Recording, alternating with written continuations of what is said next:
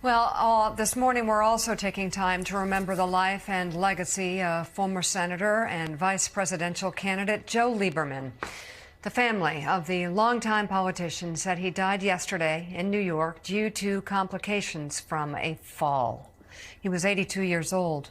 One of his close friends of more than 50 years, current Connecticut Senator Richard Blumenthal, posted about their special relationship, stating, quote, "He was a fierce advocate, a man of deep conscience and conviction, and a courageous leader who sought to bridge gaps and bring people together."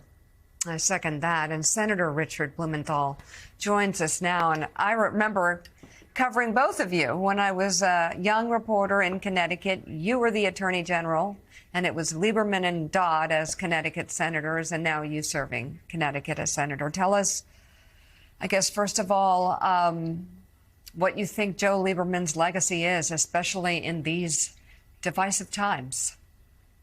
I think his legacy, and thank you for having me, and thank you for recalling those great days, will be that he was bipartisan. He was ferociously independent, but he really prided himself on bringing people together and bridging gaps. He was a strong believer in democratic values, you know, an advocate for reproductive rights, gay rights, strong economy and defense, as well as environmental values and consumer protection. But he was a maverick, like his good friend John McCain. And I'll tell you the quality that I will always remember about him. He was a listener. He really listened to people. I disagreed with him on various issues, like the Iraq War, but he was always willing to listen, and I think that will be part of his legacy as well. Good morning, Richard. Like you, my time with Joe Lieberman does not, it pales in comparison with the years of your friendship, but I certainly know that he was a man who listened. I like to tell the story. I came to Washington as a freshman, and you know a freshman senator doesn't have much pull anywhere. But I talked to Joe Lieberman about changing the seating plan in the Homeland Security Committee so it went Republican, Democrat, instead of one party on one side of the dais and the other party on the other side of the dais. I pitched it to him saying it would give us a chance to work more closely, get to know people across the aisle. And he immediately said, "What a great idea, Claire." And he did it. And that's the kind of guy he was. Most senators, when a freshman came with an idea, would have just said, "Yeah, well, go along. You know, you'll figure this out eventually." But not Joe Lieberman. Talk about his ability to gain the respect of his colleagues, even in the face of him endorsing John McCain. I remember him coming back to the Senate as a declared independent, and those who wanted to remove him as chairman of Homeland Security. What was that like for Joe Lieberman? I think it was a really tough time for him personally, and I disagree with him in his decision to back John McCain as a Democrat, as a supporter of Barack Obama.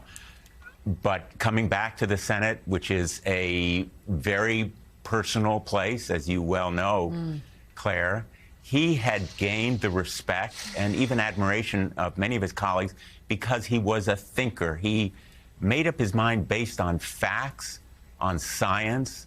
And I think that's one of the reasons why he opposed Donald Trump in 2016, again in 2020. And I think he would have opposed Donald Trump this year, ultimately, and backed Joe Biden. So I think he was at heart a Democrat, and he was respected as a Democrat. And I'll just tell one of my own anecdotes. When Joe Lieberman was elected to the United States Senate, he succeeded Lowell Weicker. And then I ran for Attorney General, and I succeeded Joe Lieberman. And Joe Lieberman loved it to say that one of his friends told him that Connecticut got a better United States Senator and a better Attorney General. And he had a sense of humility about himself.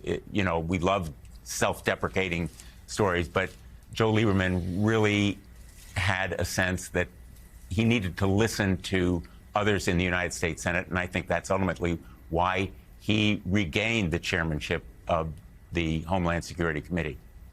John Meacham, you look at those photographs, and Joe and I were talking about this earlier on the show, of Joe Lieberman and John McCain, and yes, Lindsey Graham, that sort of bipartisanship where you didn't agree with them maybe all of the time, but you understood that they had the best interest of the country in mind, that they weren't just following a man to be close to power, as so many politicians are now. Maybe a symbol in Senator Lieberman of something lost in our politics.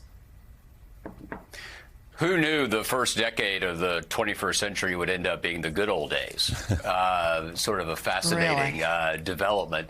But I was looking at those too, and I was thinking about Lieberman, whose life intersected with so many vital figures. Al Gore, who elevated him, put him on the ticket, a historic first in 2000. And also think about the cast of characters there in 04, 06, and 08, as difficult as the Iraq War was and heading into the financial crisis of 08. But you had both, Senator Kerry thought about a ticket with John McCain. John McCain thought about a ticket with Joe Lieberman. We can't make a fetish of bipartisanship, but it's a very interesting question given the polarization of the hour.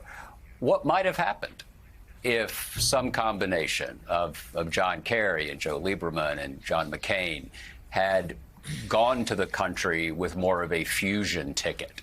Might not have worked, obviously, but it's one of those interesting counterfactuals that it's certainly a road. It couldn't have led to anything worse than what we've had in recent years. And I think that some of that spirit needs to be kindled and preserved.